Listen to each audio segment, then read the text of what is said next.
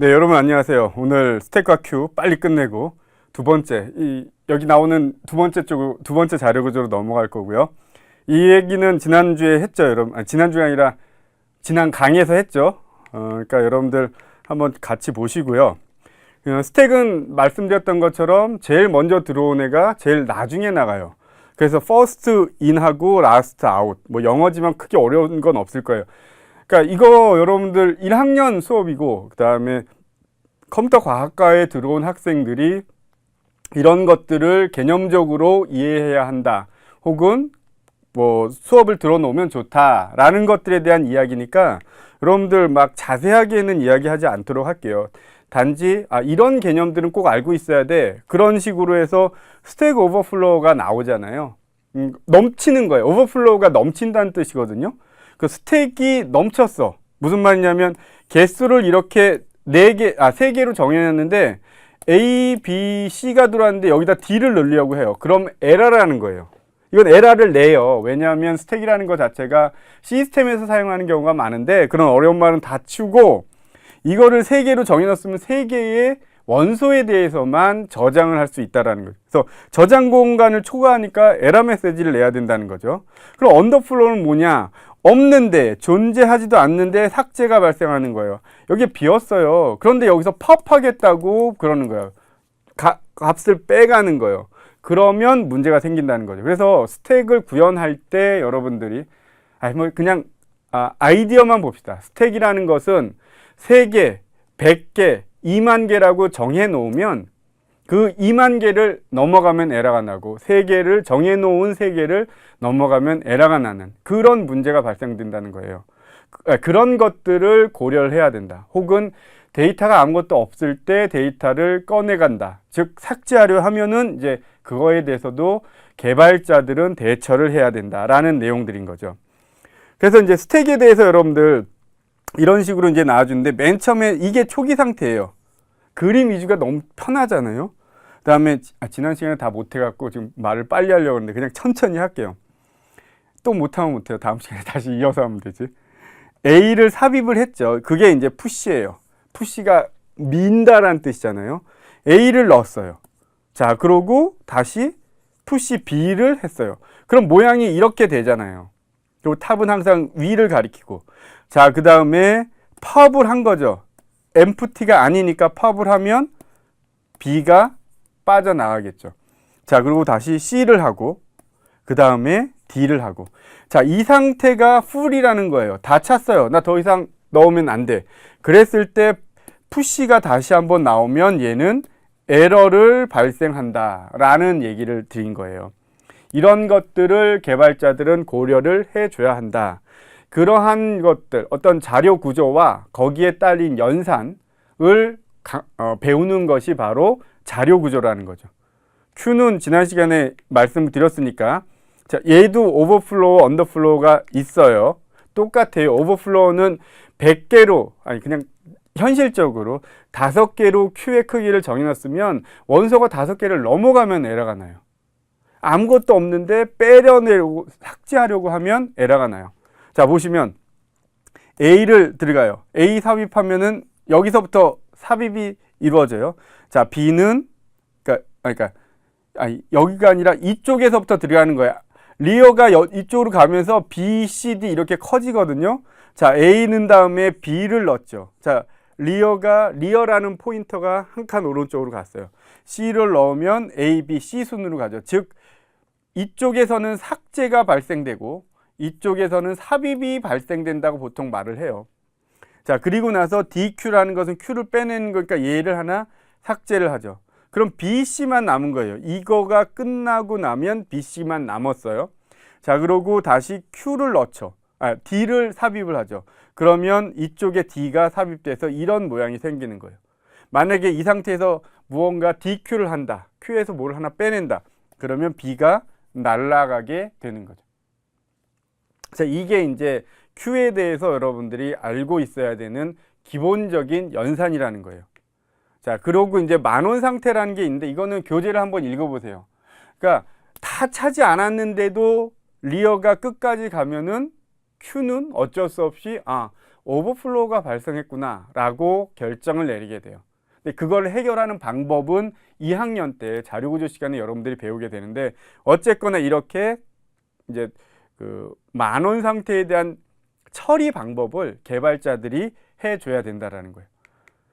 자, 그리고 이제 이거에 대한 내용들은 여기 나와 있는데 여러분들이 교재를 한번 읽어보면 좋을 것 같아요. 거기에 자세히 써져 있고 개념 위주로 써져 있으니까 한번 읽어보시면 좋을 것 같아요. 자, 그리고 지난주에 끝내기 전에 했던 건데 이제 이거 바로 연결돼서 여러분들이 자료구조 두 번째 시간에 배울 거예요. 여기에서는 조금 더 구체적인 것, 그러니까 구체적이라는 것은 조금 어렵다고 말씀할 수 있고요. 혹은 개발자들이 임의로 그 자료구조를 정의해서 사용하게 되는 이 세 가지 추리, 이진 추리, 그래프에 대해서 배우도록 하겠습니다. 이것도 개념적으로 그림 위주로 할 테니까 여러분들은 교재를 한번 꼭 확인해 보도록 하세요. 자, 그럼 잠시 후에 그 자료구조 두 번째 시간을 같이 공부하도록 하겠습니다. 자, 여러분 바로 연결시켜서 하는데 살짝 놀라셨죠? 왜냐하면 강의가 갑자기 그 강의 자료가 아마 바뀌어야 될 거예요. 그리고 내용은 뭐 연결이 된다고 하지만 중간에 갑자기 수업 중간에 끝나고 수업 또 새로운 강의 시차가 시작했는데 이렇게 2개 반짜리와 하나가 연결되는 거, 그거 한번 해봤어요. 어떻게 이런 서비스가 이루어져야 되는지 고민하기 위해서 일부러 제가 지난 시간에 끊었고 오늘 나머지 부분을 다시 연결시키는데, 어쨌거나 우리는 수업을 계속 시작해 가면요, 자료구조 내용 볼 거예요. 말씀드렸던 것처럼 이제 추리를 배우게 되고요. 그 다음에 그 추리 중에서 이진추리라는 특수한 그런 개념을 여러분들이 배워야 되고, 그 다음에 그래프, 제가 가장 좋아하는 추리, 그 다음에 그 추리를 더 확장시킨 그래프를 오늘 개념적으로만 할 거예요. 여러분들 그림 위주로 이해하시면 돼요. 자, 여기 있는 게 추리예요. 그냥 나무 거꾸로 놓은 거죠. 사실은 나무가 이렇게 있죠. 그러면서 잎이 계속 줄기 잎이 이렇게 큰데 이게 왜 추리인지는 저도 정확하게 모르겠는데 사실은 나무를 거꾸로 놓은 모습이죠. 그래서 제가 생각하기엔 이게 족보에 이런 게 많이 나올 거예요. 아마 할아버지가 있고 우리의 뭐 시존 누구야 그러면 할아버지한테는 야, 이것도 사실은 그 남녀 성평등인데 어쩔 수 없잖아요. 예를 들자면 이렇게 하면 되겠네요. 아들 셋으로 하려고 그러는데 첫 번째 자식, 두 번째 자식, 세 번째 자식. 자, 욕하는 게 아니죠. 자식은 욕이 아니에요, 여러분. 이 자식 저 자식도 욕이 아니죠. 이거 혼나려나 모르겠네. 자, 3명의 자식이 있어요. 3자식이 있는 거죠. 그 3자식의 첫 번째 자식이 두 명의 자식을 거느렸어요. 원래는 그러니까 아들이라 그러면 되게 좋은데 자녀? 하여튼간 자녀, 3명의 자녀, 2명의 자녀. 자, 이러면 굉장히 족보하고 유사해지죠. 그래서 보통 비선형이라는 것은 이게 선형이고요. 비선형은 컴퓨터 쪽에서는 이런 식으로 얘기를 해요. 이게 비선형인데 이런 모습을 가진 자료구조예요. 그러면서 노드하고 가지로 됐는데 노드는 가지는 여기 선인 거예요. 그래서 그것들을 가지고선 개념적인 자료들의 구조를 표현한 게 바로 추리라는 구조예요. 물론 뭐 그래프도 있고 많이 있지만 우리는 여기에서 노드와 노드 사이의 관계를 가지라는 이 선으로 표현을 하고 그걸 추상화시켜서 머릿속에 담는 거예요. 그러니까 제가 여러분 추리요 그럼 여러분들 이거라고 생각을 하시면 된다는 거예요. 그러면서 중요한 게 계층적 관계성을 갖고 있다. 저는 이것 때문에 추리를 되게 좋아하는데요. 보세요. 여기 할아버지가 그러니까 시조가 있어요. 시조가 있고 두 번째 그 자녀들이 있는 거죠. 그러면 상하자면 부모 자식 간의 관계가 되겠죠. 자, 그런 관계성을 이런 추상화된 그림을 통해서 그런 정보들을 저장하고 있는 거예요. 그러면 그거를 어떻게 해요? 잘 컴퓨터로 구현을 해줘야겠죠. 그래서 하드디스크에 저장되도록 해야 되는 거죠. 그게 지금 이 추리에서 하려는 우리 컴퓨터 쪽에서 추리를 이용해서 저장하려는 대상 혹은 이유인 거예요. 그래서 이걸 제가 뒤에 가서 다시 설명을 드리겠지만 지금은 추리에서 추리라는 자료 구조를 여러분들께 제가 설명드릴 때 이런 용어들을 가지고 설명을 드릴 텐데 그때 여러분들이 쉽게 알아듣기 위해서는 이런 그림과 용어들을 잘 매핑을 시켜서 잘 일치시켜서 제가 이야기하면 그게 머릿속에 그림으로 쫙 그려지면 진짜 쉽게 여러분들이 이해할 수 있을 거예요. 노드, 정보 항목과 이 가지를 앞에 거하고 조금 다르죠. 이건 이제 구현적으로 들어가면 그렇게 돼요. 여기선 구현 얘기를 더 비중을 두다 보니까 우리가 노드를 구현해라. 그러면 정보 항목과 가지를. 그래서 이 노드는 세 개의 가지를 갖는 하나의 노드라고 보는 거예요. 자, 이렇게 이해하셔야 돼요. 앞쪽하고 약간 다르게 설명됐지만 이 앞쪽에 있는 것은 개념을 설명하기 위한 것이라면 이 뒤쪽의 내용들은 구현 쪽의 이야기를 할 거예요. 자, 루트는 할아버지예요. 루트는 할아버지인데 얘를 어떻게 표현하느냐? 추리의 맨 꼭대기에 있는 애 혹은 자기로부터 부모가 없는 애, 그러니까 수학적으로 하면 부모가 없는 노드를 보통 우리는 루트라고 해요. 그렇지만 우리는 그냥 맨 꼭대기에 있는 노드 하나, 차수는 여기서 빠져나간 거예요. 즉 가지의 수 혹은 자식이 너무 좀 심한 것 같아요. 자녀의 수예요. 그래서 아직 결혼 안 한 노드 혹은 여기는 다 결혼한 노드들이겠죠. 이건 아니고요. 자, 얘 같은 경우, 그러니까 자기 밑으로 자녀를 갖는 것, 이것을 우리는 차수라고 말을 해요. 자, 뒤에 가서 할게요. 여기에 나왔지만 이것을 일반적으로 부모 노드라는 말을 써요. 얘를 자식 노드라고 말을 해요. 서로 부모 자식 간의 관계가 있고 이것들을 표현하는 게 뭐라 그랬죠? 바로 추리 구조라는 거였죠. 그래서 입 노드라는 말을 쓰죠. 입 노드라는 것은 맨 밑에예요. 즉 마지막 터미널에 있는 애들. 자, 얘네들의 특징은 뭐죠? 자식이 없어요. 자식이 없으면 우리는 입노드, 단말노드 혹은 이 더 수학적으로 말을 하자면 차수가 0인 노드를 우리는 입노드라고 그러고 이 입노드는 바로 이 부분인 거죠.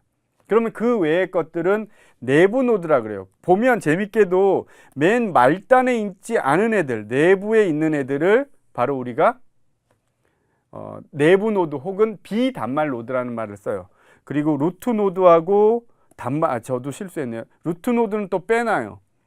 그러니까 단말 노드하고 루트 노드 혹은 입 노드하고 루트 노드를 제외하면 바로 모든 것들이 내부 노드죠. 그래서 추리는 이렇게 얘기를 해도 돼요. 추리는 입 노드, 그 다음에 내부 노드, 그 다음에 루트, 이렇게 세 부분으로 그러니까 모여진다. 그런데 이거는 그냥 이렇게만 합시다. 없어도 돼요. 사실은 없어도 되는데 입노드가 0인 노드들도 추리도 있어요. 그렇지만 그건 신경 안 쓰고 추리는 루트, 그 다음에 입노드, 그 다음에 내부 노드, 이렇게 세 부분으로 구성된다라고 여러분들이 이해하시면 돼요. 여기 이제 있네요. 조상. 그래서 여기다 저걸 해야 되는데, 자, 조상이라는 것은 바로 자기로부터 루트까지 연결된 애예요. 즉, 자, 이렇게 있으면 이게 A 노드예요. 이게 루트죠.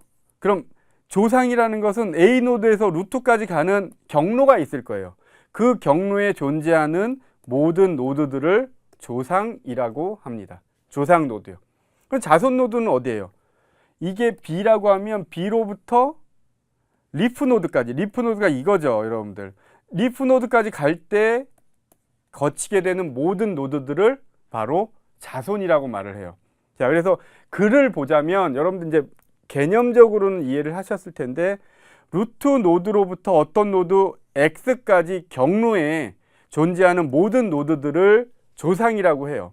그러니까 A서부터 쭉 가면서 있는 모든 노드들을, 루트까지 가는 데 있는 모든 노드들을 나의 조상이다. 여러분들 뭐 족보 그림 보면 알잖아요. 시조부터 계속 갈 때마다 있는 분들은 모두 다 노드가, 그러니까 조상이 될 수 있죠. 자손들은 그 반대로 가장 마지막에 태어난 아이까지 가는 길에 있는 모든 경로에 있는 그 단말 노드까지, 그러니까 여기가 다 단말이니까 이것들이 이제 그 자손 노드가 될 거예요. 자, 레벨은 루트 노드로부터 거리예요. 즉 최대 거리, 보통 최대 거리를 해요. 근데 여기는 여기서부터 여기까지 가려면 가지수를 하나만 하죠. 자, 그리고 여기까지 가려면 하나, 두 개 하죠. 여기까지 가려면 하나, 둘, 세 개 거쳐야 돼. 뭐를? 가지를. 세 개 거치니까 이게 바로 뭐가 되죠? 레벨 수가 되는 거예요. 그 다음에 깊이는 이제 그 중에서 최대 깊이, 최대 레벨 수를 보통 깊이로 하고, 이것도 그냥 이건 자료구조 시간에 다시 배우겠지만 조금 다르게 정의하는 부분도 있어요. 자, 그 다음에 서브트리라는 게 있어요. 특정 노드를 루트 노드로 해서 아래에 있는 거예요. 만약에 특정 노드를 A라고 해봅시다. A라고 하면 A를 루트로 해서 그 밑에 있는 연결된 구조의 추리는 하나, 둘, 세 개가 되죠. 그럼 이게 바로 서브 추리가 된다라는 거예요. 이해하시겠죠? 만약에 D를 루트로 한다면 여기서 몇 개의 서브 추리가 있어요? 하나, 둘, 세 개가 있죠. 세 개의 서브 추리가 존재한다라는 거예요. 이러한 특징이 있어요. 이렇게 정의를 하는 거예요. 그리고 n개의 서브 추리를 가진 추리에서 루트 노드를 제거해서 얻을 수 있는 분리된 서브 추리. 즉 A를 잘라 보세요, 여러분들. A를 없애요, 그냥. 야, 죽여버려. 그러면 이게 나오죠. 이거를 우리는 포레스트라고 말을 한다라는 거예요. 즉 A가 살아있는 상태에서 서브 추리는 뭐야? 그럼 여기가 되는데 A를 삭제를 하면 완전히 독립적인 추리가 3개 나오죠. 그러면 이것들이 각각 포레스트라고 부른다는 거예요. 자, 두 번째 이제 이진 추리를 하는데, 사실은 제가 생각하기에 자료 구조에서 이진 추리는 한 60% 정도 사용하는 것 같아요. 60? 아니다. 한 50% 정도는 프로그래밍 할 때 제 경험, 저는 이제 필드에서는 코딩을 안 했으니까, 프로그래밍을 안 했으니까 잘은 모르겠지만 제 경험으로 봤을 때는 한 40에서 50%는 이진 추리가 아닌가라는 생각이 들어요. DB 쪽에서는 뭐 B 계열 추리를 제일 많이 사용하고요. 이진 추리는 바이너리이기 때문에 자식 노드가 딱 2개예요. 차수가 2개라는 것은 어떤 노드가 있으면 최대 차수가 하나, 둘, 혹은 최대 차수가 2니까, 그러니까 없을 수도 있어요. 얘네들은 다 없는 거죠. 즉 얘네들 뭐라고 했죠? if 노드라고 했죠. 자, 그리고 이거를 내부 노드, 얘를 루트예요. 다시 한번 말씀드리는 거예요. 지금 처음에 그거 하기로 했죠. 자, 여러분들 잠깐만 광고. 자, 추리라는 것은 관계성을 해주는데, 얘는 보통 저는 이렇게 말해요. 상하관계라고 얘기를 해요. 혹은 주종관계. 이게 나쁜 의미의 상하나 주종관계가 아니라 부모와 자식 간에 누가 더 상급자이냐를 나타내기 굉장히 유연한 자료구조가 바로 추리라는 거예요. 그래서 요것들을 다시 한번 설명드릴 거고, 이제 여러분들 아마 조금 이해할 거예요. 자료 간의 관계가 상하관계, 뭐 주종관계를 표현해 준다. 근데 스택 같은 경우에는 누가 먼저 들어왔는지를 찾아낼 때 사용하는 거나 누가 먼저 나갈 건지를 결정할 때 스택이나 큐를 사용하는 것처럼, 추리도 상하관계를 나타낼 때, 그거를 이제 계층 구조라고 하는데, 그 상하관계를 나타낼 때 굉장히 유용하게 쉽게 표현해낼 수 있다는 거예요. 현실 세계에서 존재하는 어떤 자료들 간의 관계를 컴퓨터에다도 고스란히 넘겨줘서 보관시켜야 되는데, 그때 상하관계는 이 추리 구조가 참 유용하다. 그런데 그 추리 구조에서 특수하게도 차수가 2인, 최대 차수가 2인 추리를 우리는 이진 추리라고 이야기를 하는데, 그 특징은 최대 2를 넘지 않는 거고, 즉 바꿔 말하면 2개의 서브 추리를 갖는다라는 거예요. 즉 얘를 보면 서브 추리가 2개죠. 얘를 보면 서브 추리가 2개죠. 자, 이거예요. 이게 이진출이에요. 어렵지 않죠. 그래서 각 서브트리는 왼쪽과 오른쪽으로 나눠. 당연히 두 개 있으니까. 그래서 이 그림이 이게 이제 왼쪽이고 이게 오른쪽인데, 교수님 그러면 이렇게는 어떻게 돼요? 이렇게 해도 이 이진출이는 상대적인 것이기 때문에 왼쪽에 있으면 아무리 오른쪽으로 치우치게 그림을 그렸다고 하더라도 오른쪽으로 왼쪽으로 이렇게 봐야 된다라는 거예요.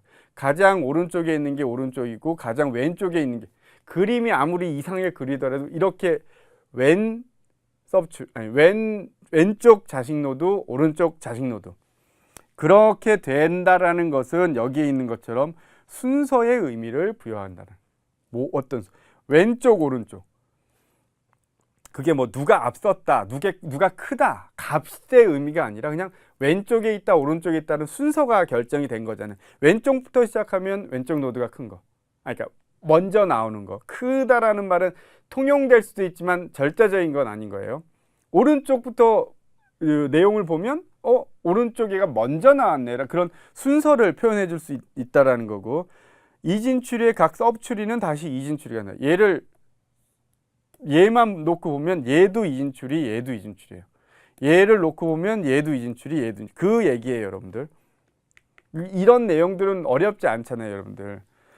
추리에 이제 높이가 나오는데, 최대 높이, 즉 아까도 말씀드렸던 것처럼 최대 레벨을 우리는 최대 높이라고 해서 n개의 노드 개수와 같아요. 무슨 말이냐면 이제 5개 갖고 이렇게 만드는데 이런 경우도 있겠죠. A, B, C, D, E, 5개. 그러면 얘는 높이가 몇이에요? 2죠. 자, 근데 얘 같은 경우에는 높이가 5죠. 아니, 하나, 둘, 셋, 넷, 4죠. 얘는 2고요.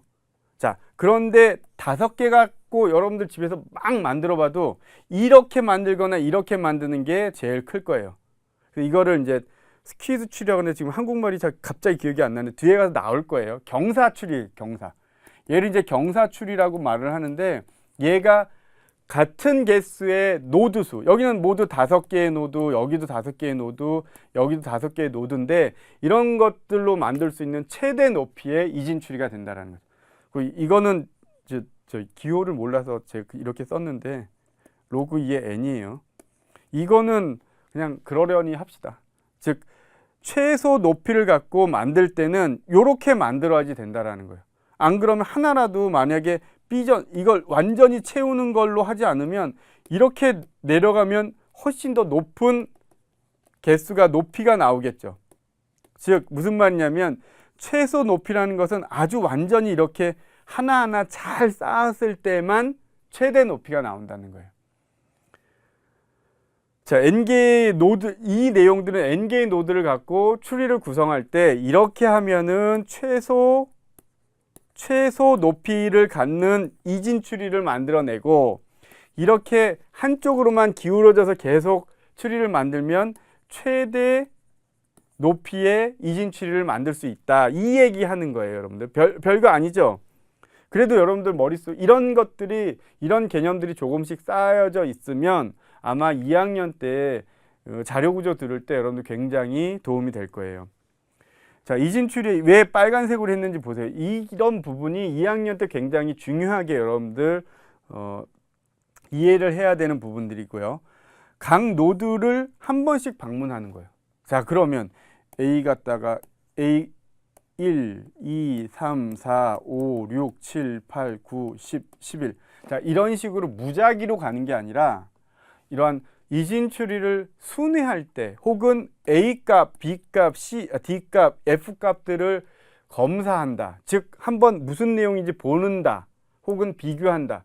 이 노드 안에 있는 데이터 값을 볼 때에도 프로그래밍을 해야 되기 때문에 특별한 연산들을 미리 정의를 해놨어요. 즉 전위순회라는 것, 중위순회라는 것, 후위순회라는 것. 그러면 전위는 뭐야? 중위는 뭐야? 그러니까 전위는 앞전자고, 중은 가운데 중자고, 후는 뒤쪽이라는 후잖아요. 그러면 제가 여기다 빨간 거를 했죠. 자, 루트 방문을 제일 먼저 할 것인가? 즉 루트에 있는 데이터를 먼저 볼 것인가? 혹은 가운데서 볼 것인가, 오른쪽에서, 아니, 가장 나중에 볼 것인가에 대한 내용이고, 아까 제가 왼쪽 자식과 오른쪽 자식에는 순서라는 게 있다 그랬잖아요. 그 순서를 우리는 왼쪽에서 오른쪽으로 가는 순서로 정의해 놓겠다는 거예요. 그러니까 이게 어려운 말이 아니라 이진추리의 데이터 값들을 다 확인을 해야 돼요.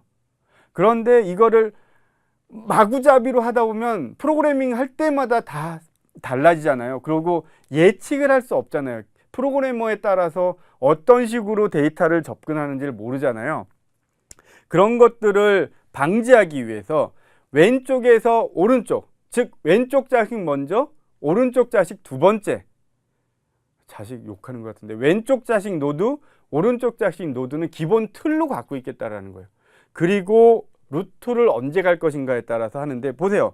왼쪽 가고 오른쪽 가죠. 그러면서 루트 노드 접근하는 걸 가운데다 넣었다든지, 왼쪽 다음에 오른쪽 가고 그 다음에 루트 노드를 마지막, 그거에 따라서 전이, 후이, 중이라고 한다는 거예요. 이거는 쓸데없이 괜히 그려놨네요.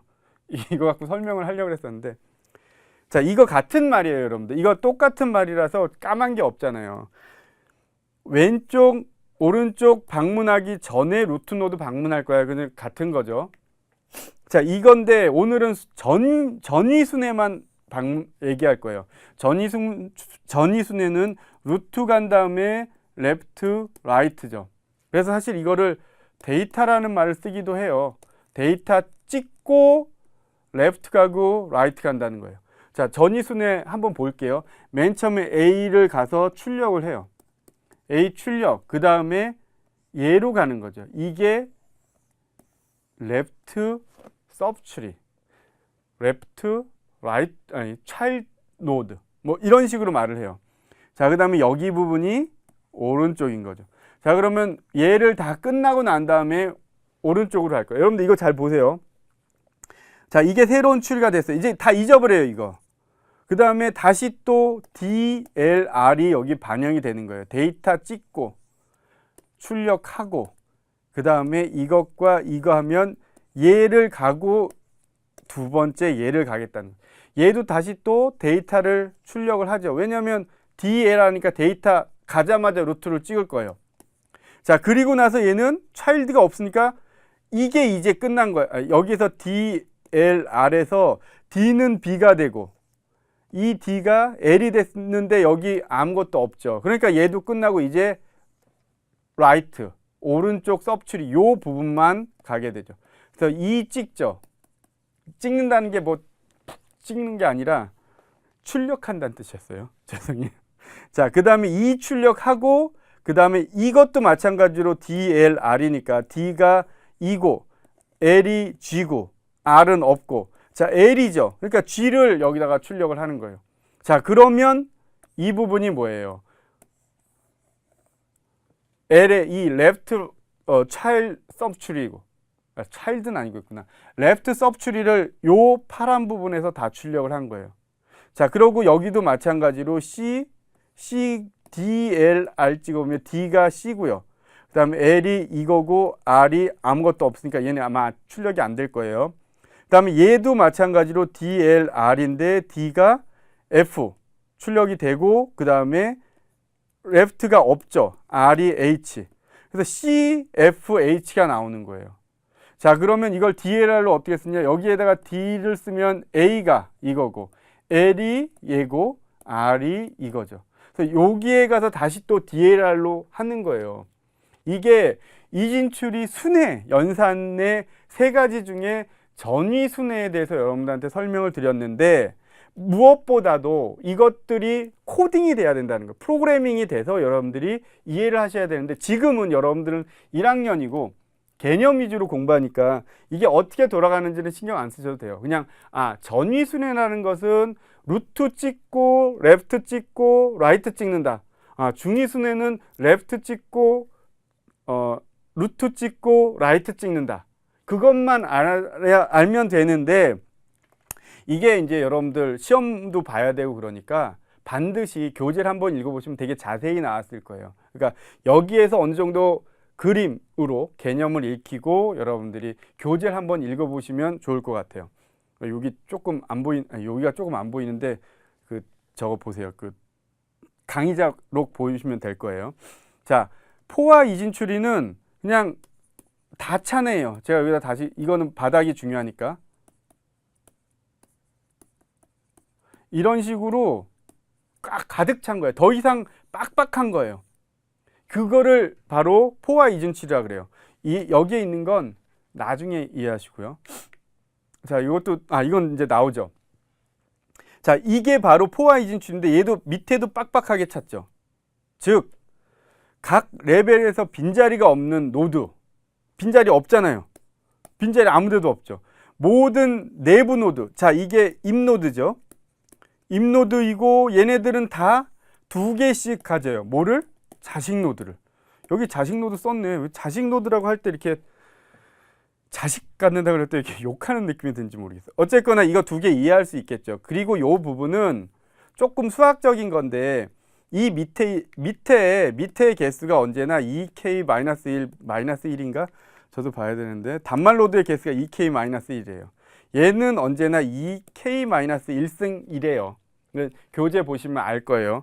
어쨌거나 여러분들 머릿속에는 야, 포화 이진 추리야. 그럼 이 그림이 머릿속에 딱 떠야 돼. 이게 여기가 없더라도 밑에가 다 가득 차야 되죠. 자, 여기가 없더라도 가득 차야 돼요. 이게 바로 포화 이진 추리예요, 여러분.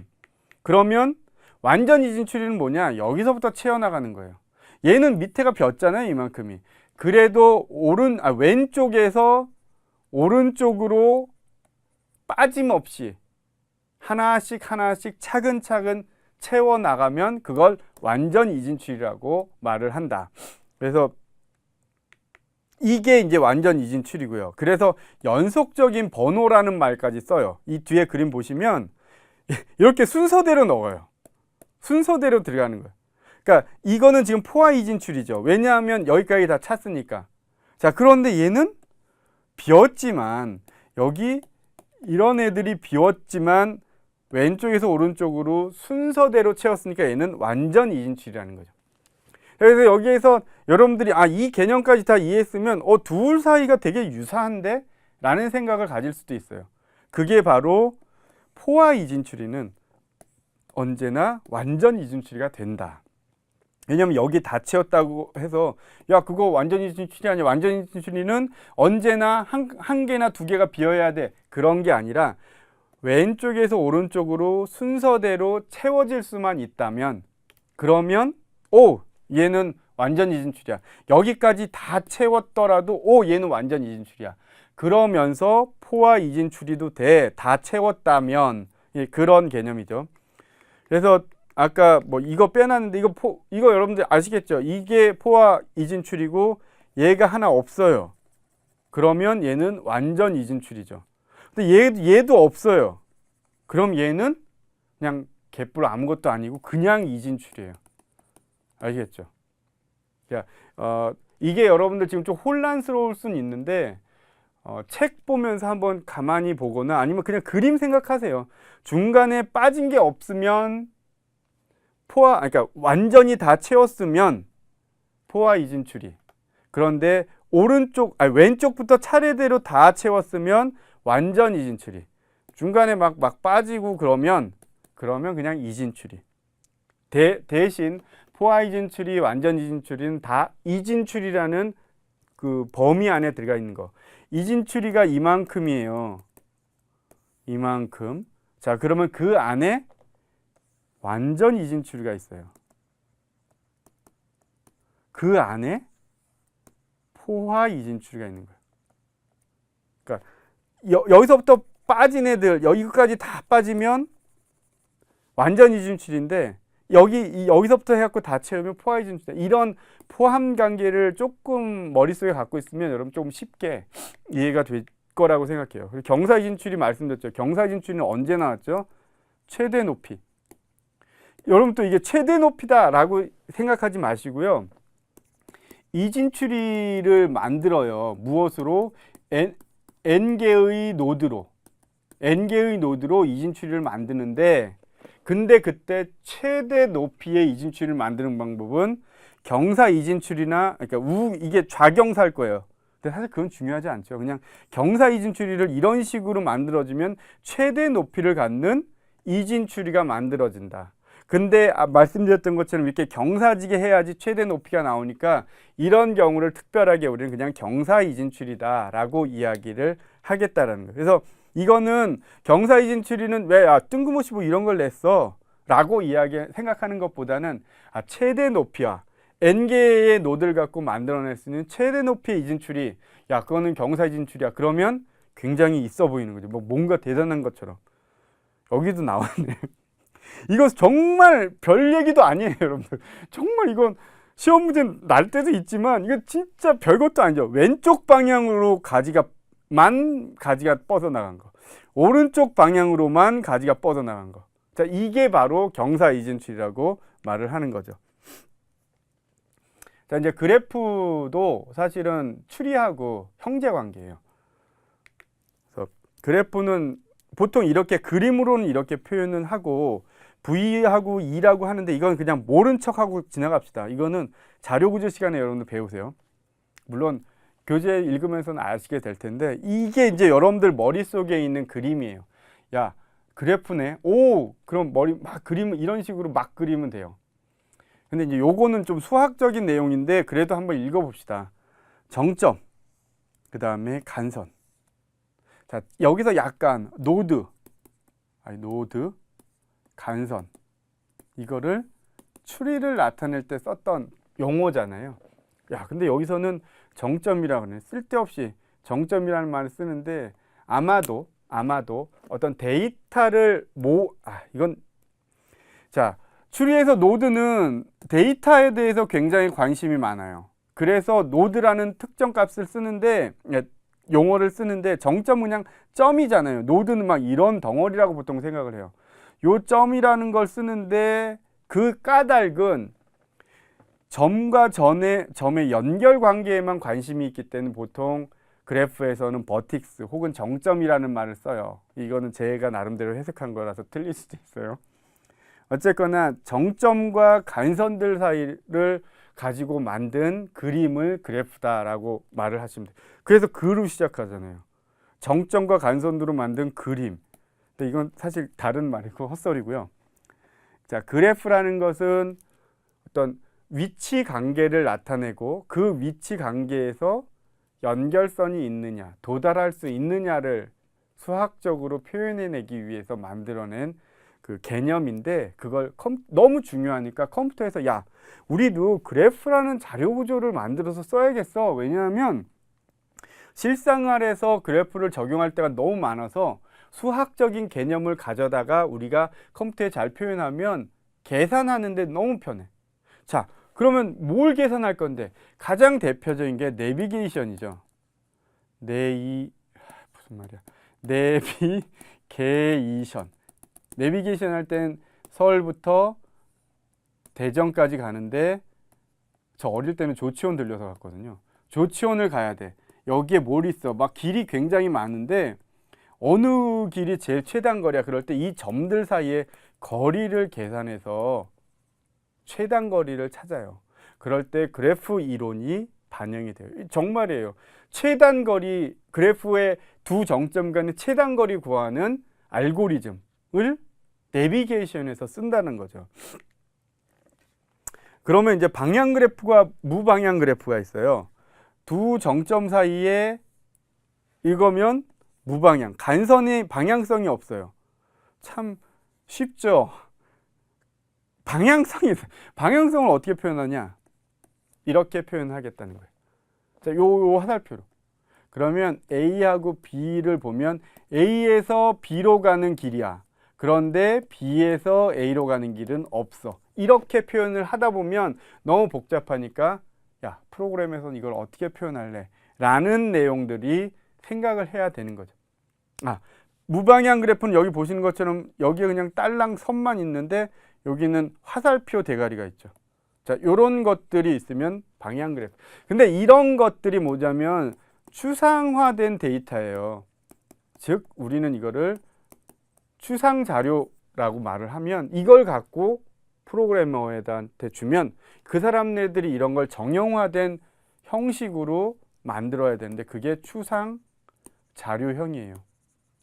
여기 이제 연산도 들어가고 대상 범위도 들어가고 뭐 그럴 텐데 이거는 여러분들 몰라도 되고, 어쨌거나 방향 그래프예요. 그러면 여러분들 이 그림을 생각을 하시고요. 무방향 그래프예요. 그럼 이 그림을 생각을 하세요. 그러면서 자, 이거를 컴퓨터에서 어떻게 표현할 것인가에 대해서 고민을 해야 되는데, 이건 이제 수학식으로 표현을 한 거예요. 자, 꺽쇠가 있다라는 것은 1에서 2로 가는 길이 있는 거야. 4에서 1로 가는 길이 있는 거야. 이것들을 4,1, 4에서 2로 가는 길이 있어요. 그러면 4,2로 표현하는 거. 자, 보세요. 여기 2,4 없죠. 이게 없으면 이 말은 2에서 4로 가는 화살표가 없다라는 거예요. 자, 이거하고 여러분들 연결시켜서 봐야 되는데 2에서 4로 가는 길은 없죠. 2에서 4로 가는 길은 없죠. 즉 2에서 4로 가는 화살표가 없다라는 거예요. 이게 없으니까 없네라고 우리는 컴퓨터에다 저장을 하겠다라는 거예요. 그럼 4에서 2로 가는 길이 있어. 그러면 4에서 2로 가는 화살표가 여기 존재하는 거죠. 이거죠. 즉 이것과 이것이 프로그래밍 코드를 통해서 컴퓨터에서 저장이 돼야 된다는 거예요. 자, 이제 그 정점하고 정점 사이의 관계 혹은 정점과 간선 사이의 관계를 나타내는 용어가 달라요. 인접과 부수라는 말을 쓰는데, 인접한다라는 말은 정점 간의 관계고요. 부수되었다라는 것은 정점과 간선 사이의 관계예요. 즉 정점하고 정점 1과 3이 인접하다, 인접해 있어 라고 말하는 것은 여기에 그림에서 보시는 것처럼, 이거 좀 크게 그릴 걸 그랬네요. 1과 3이 점으로 선으로, 간선으로 연결되어 있으면은 우리가 인접해 있다 라고 말을 쓰고요. 그 다음에 정점하고 간선이 붙어 있으면 부수되어 있다 라는 말을 쓰죠. 그래서 보통은 이 말을 더 많이 사용을 하게 될 거예요. 자, 그리고 경로라는 것은 간선으로 연결된 정점들의 순차적 나열이에요. 여기에서 보시면 1, 3, 4. 자, 이것도 패스가 되는 거예요. 하나에. 뭐 당연히 1, 4, 2, 3. 이것도 또 하나의 패스가 되고, 어디서부터 어디까지? 얘는 1에서부터 3까지 가는데 이런 패스가, 물론 다른 패스도 존재하지만 이런 패스가 존재해. 얘는 1에서 4까지 가는 패스는 1에서 3가 들렸다가 4로 가는 패스가 존재해 라고 이렇게 이야기 될 수 있다라는 거예요. 요 인접하다, 부수되다, 경로, 이것들에 대해서 여러분들 좀 잘 알고 있으면 좋을 것 같고요. 경로의 길이는 당연히 간선의 개수죠. 단순 경로라는 것은 경로상에 존재하는 모든 정점이 다른 경로예요. 그래서 아까도 말씀드렸던 것처럼 이렇게 있으면 1, 2, 3, 4가 있다라면, 만약에 1에서 4로 가는 경로의 길이는 최단 경로는 1이에요. 그렇지만 여기에서 있는 것처럼 1에서 2 들렸다가 3 들렸다가 4 가면은 하나, 둘, 3개가 나오게 되는 거예요. 이런 경로가 얼마나 나올지는 모르겠지만 우리가 다 찾아볼 수 있고, 이것들을 조합을 해요. 즉, 1부터 4까지 가는 경로를 찾는데 이렇게 가는 경우도 있고, 이렇게 가는 경우도 있고, 이렇게 가는 경우도 있고, 이렇게 가는 경우도 있어. 어디가 제일 빨라? 그럼 뭐를 해요? 각 여기마다가 가중치 같은 걸 둬서 이런 것들을 다 더하죠. 그러면 여기에서 가는 건 4, 여기 2라고 합시다. 여기서 이렇게 가는 건 3, 여기에서 이렇게 가는 건 8, 여기에서 2, 4, 3이니까 7. 그러면 얘한테는 이런 1에서 출발해서 2 들렸다가 4로 가는 경로를 알려줘. 그럼 얘가 제일 빨리 갈 거야. 이게 바로 내비게이션에 하는 일이라는 거예요. 근데 이제 거기에다가 요 가중치 값에다 뭐를 해요? 거리도 두지만 도로 사정, 얼마나 막혀서 여길 지나는데 얼마나 오래 걸리냐, 이런 것들을 빨리, 그리고 최신 정보를 가져다가 반영해 주면, 그러면 바로 더 좋은 내비게이션이 된다는 거죠. 자, 사이클이라는 것은 3개 이상의 정점을 가진 경로 중에서 시작점과 끝 정점이 다른 것이에요. 자, 그리고 단순 사이클은 시작 정점하고 끝 정점하고 모든 정점이 다른 사이클. 자, 이것들을 우리가 사이클과 단순 사이클이라고 말을 하고요. 그다음에 두 정점이 서로 연결되어 있다. 그래프에서 두 정점 사이에 경로가 존재한다는 거예요. 그리고 그래프가 서로 연결되어 있다는 것은 무방향 그래프에 서로 다른 정점 사이에 경로가 존재한다. 요거는 여러분들 조금 읽어보시면 될 거고요. 자, 그래프의 개념, 그래프 간의 관계를 보시면요. 방향 그래프가 사실 되게 중요해요. 제가 생각하는 건 방향 그래프가 훨씬 더 중요해요. 왜냐하면 실생활에 적용되는 경우에 방향 그래프가 갖는 의미가 더 많으니까, 그러니까 더 깊은 의미가 더 있어요. 제가 보기엔. 그래서 보통 이제 이렇게 이야기를 하는데 저는 방향 그래프를 더 좋아해요. 왜냐하면 나중에 배우겠지만 무방향 그래프는 대칭이에요. 그래서 좀 바보 같아요. 그 행렬로 표현했을 때. 자, 어쨌거나 방향 그래프는 강하게 연결이 되어 있어요. 참 말도 안 되는 소리 하네요. 방향 그래프가 강하게 연결되어 있다라는 말은 어느 정점을 뽑더라도 걔네들이 연결되어 있다는 거예요. 경로가 존재한다는 거예요. 무슨 말이냐면 A에서 C까지 경로가 존재해 라고 했을 때 여기에서 B를 거치고 D를 거치고 그러고 C로 가면 경로가 존재한다고 말하는 거예요.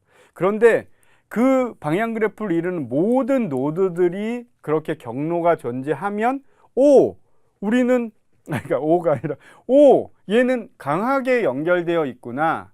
즉 바꿔 말하면 방향 그래프에 있는 모든 노드들을 어떤 수를 쓰든지 어떤 경로를 따르든지 접근할 수 있겠구나 라는 의미라는 거예요. 여기에서 보시면 A에서 못 가는 데 어디 있어요?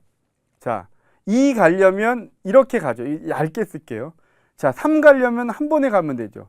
4 가려면 3 갔다 저 잠깐 못 찾았어요. 이렇게 가면 되죠. 4에서는 1 가고 2 가고 이렇게 3 가고 이거 오탈자네. 2에서 나갈 수 있는 방법이 없네요. 이거 제가 그냥 갖다 붙였는데 2에서도 이렇게 하나가 있어야 될 거예요. 그러고 이렇게 있고 요거는 아니에요, 여러분들. 어쨌거나 그냥 이거로 따지면 A, B, C 이거 TA 선생님은 잘 해줬는데 제가 어젯밤에 이거 녹화하기 전에 이제 다시 한번 만들면서 이렇게 됐거든요. 자, 이게 강하게 연결된 스트롱하게 연결된 방향 그래프예요. A에서 B 갈 수 있고 A에서 B, C 갈 수 있고 다 갈 수 있죠. 이런 게 잠깐 당황했는데 이런 게 강하게 연결된 방향 그래프라는 거죠. 자, 그러면 약하게 연결된 그래프는 뭐냐면 VI에서 VJ까지 이거나 VJ에서 VI까지만 연결되네요. 얘는 이제 되는 거예요. 그러니까 한쪽으로만 연결되어 있으면 돼요. 즉 1하고 2를 뽑았어요. 이쪽으로 연결된 게 있거나 이쪽으로 연결된 애가 있으면 된다는 거예요. 즉 1에서 2 가는 거 있죠? 있잖아요, 여기. 그러니까 얘는 2에서 1로 가는 게 없음에도 불구하고 약하게 연결되어 있네. 자, 그럼 1하고 3, 1하고 4 다 있죠? 1에선 다 갈 수 있으니까. 그리고 여기로 가는 것들도 다 같이 존재하면 그리고 2에서 4로 가는 것도 다 같이 있으면 스트롱글리 강하게 연결된 건데 이거는 그냥 약하게 연결된 거. 이거는 틀리지 않았죠. 그래서 앞에 있는 건 여러분 이 그림으로 이해를 하시고요. 두 번째 약하게 연결된 이거예요. 왜냐하면 2에서 1로 가는 건 없죠. 2에서 1로 가는 방법은 없어요. 그러니까 얘나 그러니까 1에서 2로 가는 거나 2에서 1은 거나 어느 한쪽으로만 경로가 존재하니까 우리는 얘는 약하게 연결되어 있다라고 이야기를 할 수 있는 거예요. 그리고 이제 무방향 그래프에서 차수라는 것은 정점에 부수된 간선이죠. 자, 정점과 간선은 부수되어 있다라고 하고 정점과 정점은 서로 뭐 이렇게 가든 연결만 돼 있으면 인접해 있다라는 말 쓰기로 했었고요. 추리와 마찬가지로 분모에서 밑으로 가는 게 차수였던 것처럼 어느 한 정점에서 무방향이니까 이게 나가든지 들어가든지 서로 크게 관심이 없잖아요. 그런 경우에는 이제 간선의 개수가 되고요. 방향 그래프에서는 자기한테 들어오는 애들이 있을 거예요. 그거를 진입 차수라고 말을 해요. 반면에 진출 차수는 자기에서부터 바깥으로 나가는 애, 얘가 진출 차수가 되겠죠. 훨씬 더 방향 그래프가 멋있죠. 자, 그래프의 개념과 용어에서 이제 추리는 이거 넣을까 말까 되게 고민했다가 그냥 아까 제가 얘기를 하고 싶었어요. 제가 되게 좋아하는 추리는 보세요. 추리가 이렇게 있고요. 여기 이진 추리가 이거 아니구나. 자, 추리는 사이클이 없어요. 그래프는 사이클이 있어도 되고 사이클이 없어도 돼요. 그래서 사실은 그래프 안에 특별하게 사이클을 제거한 그래프를 우리는 추리라고 말을 해요. 그래서 무방향 그래프에서 모든 정점이 서로 연결되어 있으면 사이클이 존재하지 않는 그래프를 있으면서 모든 정점이 연결되어 있으면서 사이클이 존재하지 않는 그래프를 추리라고 해요. 즉 방향 그래프는 화살표가 있잖아요. 근데 추리에서도 사실은 이게 생략된 화살표라고 말을 하는 사람도 있긴 한데 우리는 그렇게까지 확장된 개념은 안 할 거고요. 그냥 추리는 언제나 무방향 그래프인데 모든 정점들이 연결이 돼 있어요. 다 연결이 돼 있잖아요. 그러면서 여기에 이런 식으로 사이클이 존재하지 않으면 우리는 그것을 추리라고 말을 한다라는 내용이에요. 이거는 그냥 알아두세요. 이제 그래프, 여러분들 그래프 막 봤잖아요. 막 이렇게 되고 뭐 계속 이것만 봤죠, 사실은. 왜냐면 이게 하나가 갖고 있었으니까 제가 그림을. 이것들을 이제 표현을 해야 돼요. 컴퓨터에다 저장해 놓고 이 정보니까 이거를 끄집어다가 써야 돼요. 내비게이션이 그 일을 하는 거죠. 서울 시내 지도를 놓고 우리나라 지도를 놓고 거기에다 교통정보값도 넣고 그것들 계산을 해야 된다. 그러려면 이것들을 어떻게 컴퓨터 안에다가 저장을 할 것이냐에 대한 이야기예요. 사실은 이진추리에 대한 개념과 이 부분이 되게 중요하죠. 이거 조금 이따가 설명할 거예요. 인접행렬이라는 것을 갖고 설명을 해요. 자, 얘는 1에서 4로 가는 길이 있죠. 얘가 정점이에요, 여러분들. 얘가 다 정점들이에요. 웃긴 건 얘도 마찬가지로 같은 애를 가리키는 정점이에요. 자, 여기에서 이걸 읽는 방법은 1에서 2로 가는 길이 있니? 1에서 2하고 연결됐죠. 그럼 1을 넣어요.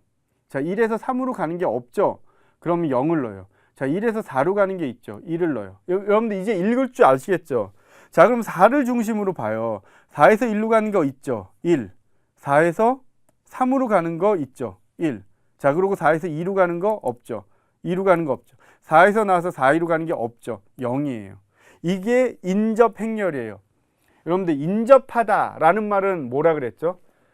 정점과 정점이 연결되면 인접하다. 자, 인접행렬에서 이 값은 인접되어 있으면, 연결되어 있으면 1, 없으면 0을 의미한다라는 거예요. 자, 내용 한번 볼게요. 값이 존재하면, 인접행렬의 값이 존재하면 그래프의 정점 i에서 j로의 간선이 존재하는 걸 의미하고, 이것을 우리는 일반적으로 0으로 정하는데, 만약에 내비게이션 난 만들 때 난 이 값을 1로 하는 게 아니라 길이 없으면 0, 걸리는 시간, 즉 뭐 교통 정보를 해서 여기가 10이면은 10분이 걸린다. 여기가 2면은 2분 만에 1에서 4로 갈 수 있다를 표현할 수도 있지만 우리는 그냥 0과 1로만 표현을 하겠다라는 거예요. 자, 이제 머릿속에 인접행렬이 뭔지 아시겠죠? 자, 그러면 여기를 다시 한번 볼게요. 인접행렬을 이용해서 n개의 정점을 가진 그래프를 표현하기 위해서는 n개가 필요하죠. 1, 2, 3, 4, 1, 2, 3, 4. 자, 그래서 이렇게 해서 1에서 4로 가는 길이 있으면 1, 1에서 3으로 가는 길이 없으면 0. 이렇게 표현을 하겠다라는 거예요. 인접 리스트도 마찬가지로 인접이니까 뭐예요? 정점하고 정점 사이에 길이 있니 없니를 리스트를 가지고 표현을 할 거예요. 여러분들 리스트 기억하셔야 돼요. 조금 전에 배웠죠. 자, 이거는 그림이 없어서 제가 만들었어요. 자, 이거에 조금 없어 보이지만, 자, 이거고요. 자, 여기가 뭐냐? 정점, 마찬가지로 정점이에요. 여기도 정점, 여기도 정점. 자, 1의 관점에서 보면 2하고 4하고 3하고 붙어 있죠. 즉 1이 2하고 붙어 있어요. 그러니까 요거를 나타낸 거죠. 3하고도 붙어 있죠. 4하고도 붙어 있죠. 자, 이렇게 표현했어요. 그 다음에 이제 2는 또 뭐하고 붙어 있, 그러니까 뭐 값들을 넣는데 2 같은 경우에는 1하고 붙어 있죠. 4하고 붙어 있죠. 1하고 붙어 있고 4하고 붙어 있는 걸 표현을 해준 거예요. 자, 이런 식으로 나타내는 게 인접 리스트라는 거죠.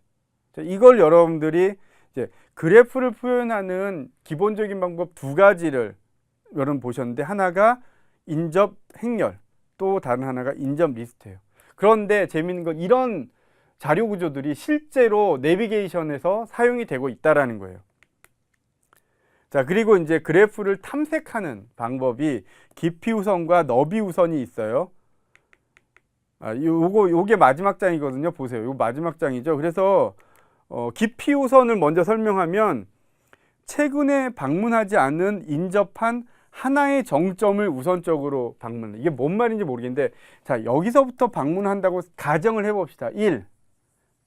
자, 1을 방문했어요. 요거 만드는 거거든요. 그럼 인접했으니까 두 개의 정점이죠. 그 중에서 하나를 우선적으로 선택하는데 나는 그냥 2를 선택을 할 거예요. 2 선택하고, 자, 그러고 2하고 또 인접한 것 4하고 5죠. 자, 그럼 난 여기서 그냥 4를 선택할 거예요. 자, 4는 더 이상 인접한 게 없죠. 그러면 백트래킹이라는 말을 쓰는데 여기에서 다시 돌아가요. 그래서 방문하지 않은 인접한 거, 얘는 방문을 했으니 이번엔 2, 5로 가겠죠. 5를 방문을 해요. 자, 그리고 나서 얘하고 인접한 건 3하고 7이죠. 얘도 방문했고 얘도 방문한 건 이미 표시, 나 그럼 3으로 갈래. 그러면 3이죠. 자, 그리고 나서 얘하고 인접한 건 1과 6인데 어때요? 1은 이미 방문을 했죠. 그래서 6으로 갈 거예요. 6으로 가고 3은 또 방문을 했고, 그럼 6하고 인접한 것 중에 3하고 7이 있는데 3은 이미 들어갔으니까 7을 가네. 7을 가죠. 자, 이게 바로 깊이 우선 탐색인데, 제가 왜 여기에 있는 이 순서랑 다른 거를 선택을 했냐면, 깊이 우선 탐색 같은 경우, 뭐 너비 우선도 마찬가지일 텐데, 깊이 우선 탐색 같은 경우에는 방문하지 않은 인접한 하나의 정점을 어떤 기준으로 선택하느냐에 따라서 이렇게 순회한, 방문하는 순서가 달라진다라는 거예요. 그래서 이렇게 표현을 했지만 여러분들이 이 그림을 갖고 하나하나 할 때마다 조금씩 바뀔 수 있어요. 그게 틀린 게 아니에요. 여러분들이 코딩할 때, 프로그래밍 할 때, 난 이런 식으로 할 거야 라고 결정을 해서 프로그램을 하면, 그러면 이렇게 순서가 달라진다. 자, 이것도 마찬가지로 방문하지 않은 인접한 모든 정점을 다 방문해요. 맨 처음에 1을 방문하면 1 방문하고 인접한 게 2하고 4잖아요. 그럼 3을 방문하게 돼요. 물론 나는 하다 보니까 있잖아, 이런 식으로 안 하고 오른쪽에서 왼쪽으로, 사실 이것도 그림으로만 이런 거지 실제 코딩할 때는 오른쪽 왼쪽에 의미는 없고요. 스택이나 큐에 넣을 때하고 달라지는데 그거는 여러분들 잊어버려도 되고, 야, 난 이렇게 할 거야. 그럼 3하고 2죠. 그 다음에 또 3하고 인접한 애들 다 하면 6하고 5가 되고요. 그 다음에 뭐 2하고 인접하는, 이런 식으로 해서 얼마든지 프로그래밍 하는 개발자가 어떤 것을 먼저 취할지를 바꾸고 달리할 수 있다는 거. 그래서 이것만이, 이 그래프에 대해서 너비 우선 탐색을 했을 때 이것만이 절대적인 결과가 아니라는 것을 여러분들한테 얘기를 해주고 싶었어요. 근데 이것들도 이제 2학년에 가서 여러분들 다 배울 테니까 그때 가서 더 정확하게 알고, 오늘은 오늘 이 시간에 배운 것도 그냥 개념적인 것들, 너비우선은 뭐 이런 식으로 가라는 것만 하면 이해하고 있으면 좋고, 다시 말하지만 제발 책을 한번 읽어보세요. 그럼 책을 읽어보면 훨씬 더 여기에서 나와 있는 머릿속에 그림이 활자로 텍스트로 아마 이해가 되면 더 명확하게 기억에 남을 겁니다. 자, 5강에서는 이제 알고리즘, 이관영 교수님 알고리즘을 여러분들이 배우실 거예요. 그래서 그런 것이고, 그런 알고리즘이 자료구조랑 굉장히 밀접하게 연관되어 있으니까 보시고요. 저는 운영체제 시간에 여러분들 2시간에 걸쳐서 다시 또 설명을 드리도록 하겠습니다. 여러분들 또 수고하셨고요. 알고리즘 수업 잘 듣기 바랍니다. 수고하셨습니다.